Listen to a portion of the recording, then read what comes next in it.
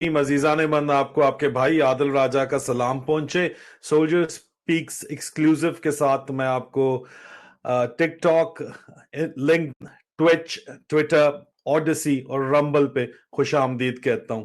हमारा आज का टॉपिक तो जो है वो गजब करप्शन की अजब कहानी है, और गजब ही करप्शन है और अजब ही कहानी है। जो करप्शन एक नेक्सस चल रहा है, सिंध का जो लैंड माफिया बलूचिस्तान तक पहुंच चुका है, और अब उसकी निगाहें पंजाब फतह करने की दिए हैं कि वो पंजाब आना चाहता है वो, और बहुत जल्द वो पंजाब पहुंचने वाला भी है, बल्कि अपने वहां पे वो स्टेशंस लगा चुका है। तो वो जो है, इस वजह से आपको ये तमाम की तमाम डिटेल मैं वैसे तहरीरी शक्ल में तो कल बता चुका हूं, लेकिन आज हमें सिंध के जो एक्सपर्ट इन्वेस्टिगेटिव जर्नलिस्ट हैं इम्तियाज चाणियो, वो कुछ देर में ज्वाइन करेंगे, और स्टोरी जो ब्रेकिंग न्यूज है इसके ऊपर जो है वो हम बातचीत करेंगे। उनका इसके अंदर बहुत ज्यादा जो है इस सब्जेक्ट मैटर के ऊपर उनकी ग्रिप भी है, क्योंकि मेरे पास तो क्रॉस वेरीफाइड करके जो मुसद्दिका जराए की इतलात पहुंची हैं, और उनको मैंने मुख्तलिफ जराए से जो है वो कंफर्म करवा के वो स्टोरी ब्रेक की है। और आजकल अक्सर इस तरह हो रहा है कि मैं जो स्टोरीज ट्विटर के थ्रू ब्रेक करता हूं, पहले आपको पता है कि मेरा फेसबुक तो उड़ा दिया गया बगैर वजह बताए, यूट्यूब के चैनल्स उड़ा दिए गए जिसको अब मैं लीगल प्रोसीडिंग्स उनके खिलाफ कर रहा हूं। और मैं इनका इनका एम ये है कि किसी तरह इन्होंने सब कुछ जो इस तरह प्रॉपर्टी सीज कर दी है मेरी पाकिस्तान के अंदर, मेरे बैंक अकाउंट सीज कर दिए हैं, तो इनका एम ये है कि किसी तरह इसकी रेवेन्यू स्ट्रीम अगर कट जाए तो ये बाज आ जाएगा। तो भाई ये तो सफर मेरी जिंदगी का जो सफर है, अब इसी के लिए वक्फ है कि मैं इन लोगों को एक्सपोज करूंगा, ये एज अ जर्नलिस्ट मैं इनको एक्सपोज करूंगा, और ये मेरी जिंदगी का मकसद है अब। और इस मकसद पे अगर आप यकीन रखते हैं और मुझ पे अगर आप यकीन रखते हैं, तो आपकी स्क्रीन के ऊपर इस वक्त www.patreon.com/soldierspeaks जो है वो आपको नजर आ रहा है। तो मैं आपसे रिक्वेस्ट करूंगा कि इसके ऊपर जाके बिकम अ मेंबर। और हमें सिंध के जाने माने इन्वेस्टिगेटिव जर्नलिस्ट इस वक्त सफर में है, लेकिन उनकी बड़ी मेहरबानी, उन्होंने हमें ज्वाइन किया है, न्यूयॉर्क से हमें ज्वाइन कर रहे हैं। इम्तियाज चाणियो साहब, welcome to the show sir. Sir आपकी बड़ी मेहरबानी है राजा साहब। अच्छा हाल है? अल्लाह एहसान। बस माजरत से मैं आपसे टाइम रखा था सिंध के इशू पे बात करने के लिए, लेकिन यहाँ बस सुबह सुबह हुई है। नहीं, मुझे पता आपके सुबह के 9 बज रहे हैं, और आप रात को आप वेकेशन के ऊपर आए हुए हैं, और आपका तो बड़ी जबरदस्त वीडियोस इम्तियाज चाणियो साहब की यूएस के ट्रैवल्स की बड़ी मजेदार किस्म की वीडियोस हैं उनके चैनल के ऊपर। डिस्क्रिप्शन में मैं आपको लिंक भी डाल दूंगा। और वैसे मेरा जो हम इनको फॉलो भी कर रहे हैं, इम्तियाज चाणियो साहब के चैनल आप सर्च करें यूट्यूब पे, उनको फॉलो करें लाजमी तौर के ऊपर, उनकी बड़ी जबरदस्त ट्रैवल वीडियोस होती हैं। तो वो अभी न्यूयॉर्क का टाइम स्क्वायर का जो है लेटेस्ट वीडियो बना रहे हैं, वहां गए हुए थे, हमने कल रात को इनसे राब्ता किया। आपको पता है कि मेरा फेसबुक और यूट्यूब तो उड़ा ही उड़ा, व्हाट्सएप भी उड़ा दिया, अगलों ने इतने खौफजदा हैं। तो बहरहाल हमारे राब्ते सिर्फ उसके ऊपर तो नहीं है, हमने राब्ते मल्टीपल जराए से कायम किए हुए हैं। अदर स्टोरी जो है वो गजब करप्शन की अजब कहानी के ऊपर आज स्टोरी है, और स्टोरी मैंने आपके साथ शेयर भी की, आपने उस पर कमेंट भी किया कि इसकी जो है वो तहकीकात होनी चाहिए, लेकिन जो मेरे जराए हैं वो वाज़े तौर के ऊपर जो दावा करें वो मैंने क्रॉस वेरिफिकेशन करके ये स्टोरी मैंने जो है वो लोगों तक पहुंचाई है, आप तक भी पहुंचाई है। मैं चाहूंगा कि एक दफा मैं साथ साथ इस स्टोरी के ऊपर बातचीत करूं, और आप बराए मेहरबानी जो है हमें इसके ऊपर गाइड करते चलें कि सिंध के जो लैंड माफिया बलूचिस्तान तक पहुंच चुके हैं, और आईएसआई और आसिफ जरदारी के माशी नजरिए की मदद से बहुत जल्द पंजाब तक पहुंचने वाले हैं। अब मुसद्दिका जराए का दावा है कि सूबा सिंध में जमीनों पर कब्जे का सिलसिला रोज का मामूल बन गया है। इस कारोबार में सियासी अशराफिया, ब्यूरोक्रेसी और पुलिस का भी हाथ है। तबादलों और तकर्रियों में सियासी सरपरस्ती अब जमीनों पर कब्जा करने वालों के हाथ में है। डिप्टी कमिश्नर के दफातर में समझौता किया जाता है। मौजूदा आर्मी चीफ की आशीर्वाद से आईएसआई बिलाशुबा जरदारी नेटवर्क की हमायत कर रही है। सर, क्या सिंध में इसी तरह चल रहा है? आप तो सबसे बड़े सिंध के इन्वेस्टिगेटिव जर्नलिस्ट हैं, आपकी अब तक जो मैंने बात की है इसके ऊपर क्या आपका तबसरा है प्लीज? आदिल भाई, देखें, सिंध के इश्यूज पे बिल्कुल कोई कंप्रोमाइज नहीं करना मेरे को, या वैसे भी जो मुल्क के हालात हैं उसी पे। बिल्कुल सही है, बलूचिस्तान से सिंध में आ गई है। बलूचिस्तान में लैंड ग्रैबिंग क्योंकि वहाँ कोई इतना उसकी ज़मीन जो है ना, उनके वारिस बैठे हुए हैं बलूचिस्तान में, वो बड़े रेजिस्ट की बात हो रही है, हब की भी बात हो रही है, मैं आगे हाँ, चल के आपको बताऊँगा। वहाँ लेकिन वहाँ क्योंकि लैंड जी, जो प्राइम लैंड है ना, वो सिंध की है सबसे ज़्यादा। बलूचिस्तान में कब्ज़े बलोच जो है माशाल्लाह बड़े तगड़े हैं, और जो दूसरी कुव्वत है शायद वो भी वहाँ मौजूद है, तो इसलिए बलूचिस्तान से अभी ये जो अली हसन बरोई और जो दीगर है ना, हाँ, ये मैं सिंध में इसके ऊपर या तो मैं आपको पूरी स्टोरी एक दफ़ा सुना देता हूँ, जो मैंने ताकि मैंने लोगों पढ़ा को है। पता चल जाए। आपने तो नहीं, नहीं, पढ़ी है, मैंने पढ़ा लेकिन भी है। अवाम की कंज़म्पशन के लिए मैं एक दफ़ा पूरी स्टोरी जी, जी, जल्दी जी। से सुना देता हूँ, ताकि फिर आपके कमेंट्स इस पे बहुत ज़रूरी हैं, क्योंकि अब आप सब्जेक्ट मैटर एक्सपर्ट हैं इसके अंदर। ये कहते हैं कि जी, ये मौजूदा आर्मी चीफ की आशीर्वाद से आईएसआई बिलाशुबा ज़रदारी नेटवर्क की हमायत कर रही है। पंजाब के लोग ज़रदारी सिस्टम के लिए तैयार हो जाएं। इस वक्त मुदर्जा झेल ग्रुप या सिस्टम लोग चला रहे हैं। पहला आपने नाम दिया जो अली हसन बुरोई साहब हैं, दूसरा कोई यूनुस सेठ साहब है कनाडा के, उस दावा करते हैं। तीसरा जी दावा करते हैं मोहम्मद अली शाह साहब हैं। चौथा कहते हैं जी ए जी मजीद साहब हैं। पांचवा मोहम्मद अली शेख साहब हैं। छठा तारिक धारीजो साहब हैं। सातवां तारिक आराई साहब हैं। आठवां जलाल एडीसी हैं। अब मेरे पास उसके बाद मजीद फिर एक एक शख्स की जो तफसीलात हैं कि कौन क्या काम कर रहा है, वो उन्होंने ब्रेक किए हैं। अगर अब तक इसके ऊपर आप अपना कमेंट्स दे के मुझे ओके देंगे, तो फिर मैं अली इसी तरतीब के अंदर जो 8 नाम बताए हैं, आगे जो इनके ऊपर रिपोर्ट्स हैं, वो मैं आपको दूंगा। और ये भी इस्टेब्लिशमेंट के अंदरूनी जराए ने ये खबरें दी हैं। जी अदा।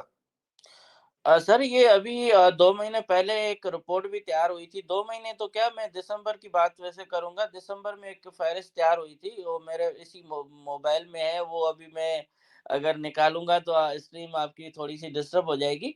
तो उसमें ये सारे नाम मौजूद हैं। एजी मजीद देखें, आपको फेक अकाउंट केस में भी एजी मजीद है, और इसके साथ-साथ अली हसन बरोई, इसी को ही पुलिस ने पकड़ा था।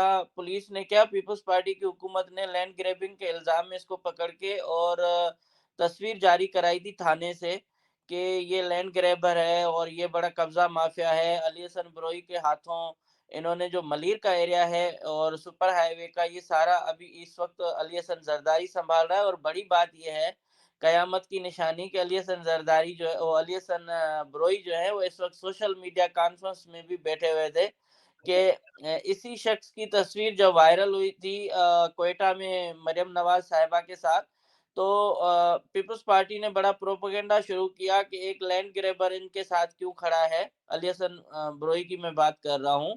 और अली हसन बरोई का जो आप किरदार है, वो ये देखें कि एक पीपल्स पार्टी के कारकुनी है, और उसके साथ उसने बहुत बड़ी ज्यादतियां की हैं। उसको गालियों की एक वीडियो भी वायरल हुई थी कि मैं तुम्हें घर में घुस के मारूंगा, गोलियां मारूंगा, तुम मुझे कुछ नहीं कर सकते हो। लेकिन उससे बड़ी बदकिस्मती फिर ये है सिंध की, कि इस शख्स ने पीपल्स पार्टी में ज्वाइनिंग दी और इसकी वाइफ कोई सेनेटर बन गई, तो वो सारे गुनाह साफ हो गए। और ऐसे जो अपने फूल लगवाने के लिए इनके घर जाते हैं और जो ये आपने प्रमोशन। तस्वीर जो मैंने जी, ट्वीट जी। भी की थी और आपने मुझे भेजी भी थी। जी, तो जी, जी, इनके जी। इसका अदा कहते हैं कि बराह रास्त आसिफ जरदारी से कमांड लेते हैं अली हसन बुरई साहब, और बुनियादी तौर पर पूरे कराची का काम करता है। वो देखिए, बिलतरतीब इस्माइल नंदवानी और मुर्तजा नंदवानी पटवारी ये और जो इसके भावन मुख्तियार कार के जरिए काम करता है। जी। ये जो मोहम्मद अली शाह है ना, ये डिप्टी कमिश्नर मलीर रहे बड़े अरसे तक, और इसको मुझे याद है, मेरे पास एक वीडियो है। उस वक्त साबिक वजीर बल्दियात थे उस वक्त भी, और अभी तो दूसरी जगह पे है, जाम खान शोरो। वजीर आला जब बरहम हुए इसकी कारकर्दगी पे, तो बरहम वजीर आला ने कहा मैं इसको सस्पेंड करता हूँ उसी टाइम पे, और बाद में थोड़ा कान में आके किसी ने कहा तो वो अपनी बात से मुकर गए। तो ये इंस्पेक्शन सरप्राइज विजिट था मलीर का, और ये मलीर में वो अफसरान समझे जाते थे कि वो चीफ मिनिस्टर को भी घास नहीं डालते थे। और हम्म। नैब के केसेस इसके ऊपर है, ये वहां से चले गए मोहम्मद अली शाह। मैं आपको बता रहा था कि ये कोई 70-80 के करीब लोग हैं जो पूरे सिंध के मुख्तलिफ जिलों में, मुख्तलिफ एरियाज, स्पेशली जो मलीर है, मलीर में तकरीबन जो माहाना आमदन है लैंड ग्रैबिंग से, रेती बजरी से, और जो आपका ये गैर कानूनी जो काम है, उसमें से तकरीबन कोई 1 से 1.5 अरब रुपए की गेम है ये। और 1 से डेढ़ अरब रुपए कमा रहे होते हैं, और ये सारे जितने भी लैंड ग्रैबर हैं इनको फुल छूट है। देखें, अली हसन जरदारी को आसिफ जरदारी और अली हसन, माजरत से मैं बार-बार अली हसन जरदारी भी कहता हूँ, वो भी एक किरदार है। लेकिन अली हसन बरोई जो है, ये इसको एंट्री तब मिली है जब अवैस मुज़फ़्फ़र टप्पी जो है ना साइडलाइन हुआ है। अवैस हाँ, मुज़फ़्फ़र टप्पी को अच्छा वो अदा क्यों साइडलाइन हो गया? वो तो अपना मुंह बोला बेटा बनाया हुआ था उन्होंने। सर, ये इधर मुँह बोला बेटा सिर्फ़ जो है ना वो है जो नोट पे जिसकी तस्वीर है। ये मुँह बोला बेटा भाई, ये सारे हिसाब-किताब जो है वो सिंध के अंदर जो भी शख्स हिसाब नहीं देता वो पहले उसको उभार देते हैं। जैसे शोबिज़ में करियर नहीं होता किसी अदाकारा का, तो जब तक जवान होती है तब तक सारी चीज़ें चल रही होती हैं, और जिस दिन बुढ़ापा आता है तो ख़त्म। तो सिंध के अंदर लैंड ग्रैबर जो है जब तक काम सही तरीके से करते हैं, उसमें आपने शेख साहब हैं जिनके पेट्रोल पंप गिराए गए, और ये सारे उसी किरदार हिस्से में थे। उन लोगों से हिसाब-किताब ले लिया गया।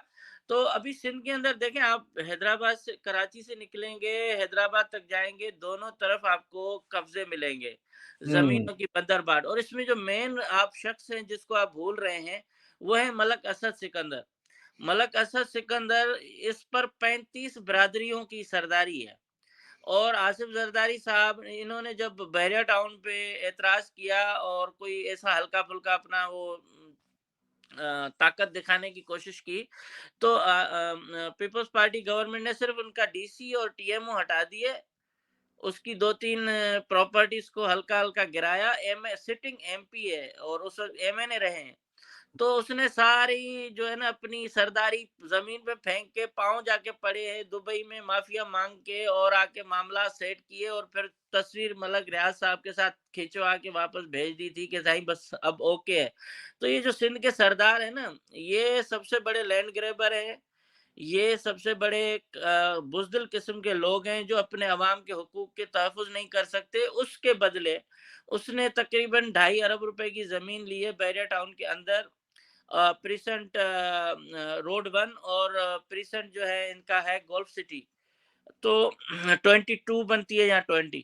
तो कहने का मकसद है कि उसके बाद उस शख्स ने तकरीबन 1500 एकड़ एराज़ी मज़ीद, जो 1500 एकड़ एराज़ी से भी मज़ीद ज़मीनें दिलवाई।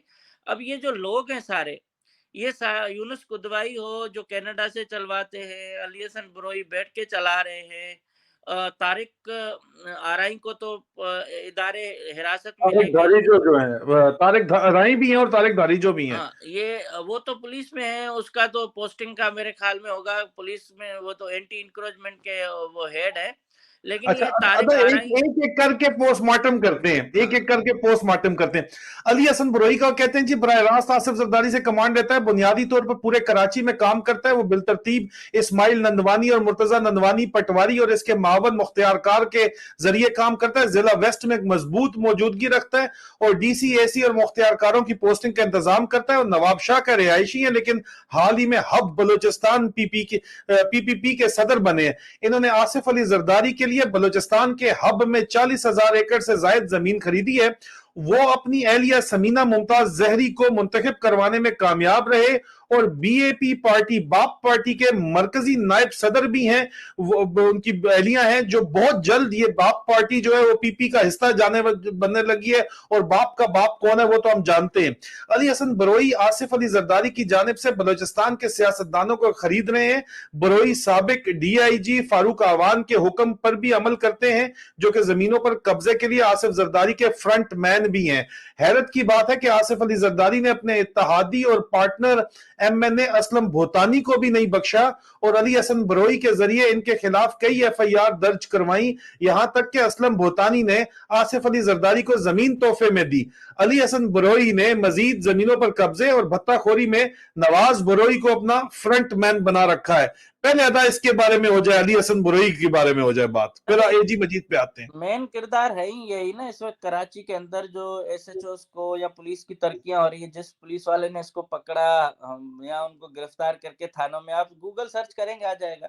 देखिए, आसिफ जरदारी साहब बड़े तजियाकार भी हैं, दुनिया की मईशत में उसका बहुत बड़ा रोल भी है, और माशाल्लाह वो हामिद मीर साहब के प्रोग्राम में इस तरह से, और उनसे मुझे तो हैरत होती है कि हामिद मीर साहब जैसे बड़े जो एंकर साहिबान हैं, वो सवाल चाइना का पूछते हैं और अमेरिका का पूछते हैं, जापान की इकोनॉमी का पूछते हैं, मुल्क की सियासत का पूछते हैं। ये नहीं पूछते कि सिंध के बच्चे क्यों दर-बदर हैं। सिंध में आपकी हुकूमत ने कौन से दूध की नहरें बना दी हैं या बहा दी हैं, और उस शख्स ने कभी भी सिंध के लोगों के सवालात नहीं पूछे हैं।